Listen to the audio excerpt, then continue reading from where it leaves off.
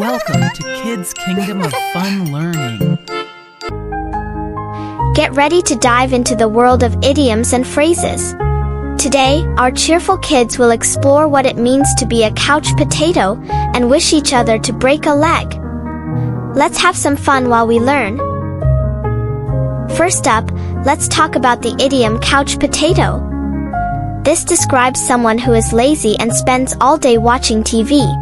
So, if you find yourself glued to the screen with no plans to move, you might just be a couch potato. Now let's jump to our phrase of the day, break a leg. This is a fun way to wish someone good luck, especially before a performance. So when your friend is about to go on stage, just tell them to break a leg. And there you have it. Now you know what it means to be a couch potato and how to wish your friends to break a leg. Keep practicing these fun idioms and phrases every day, and you'll be a language superstar in no time.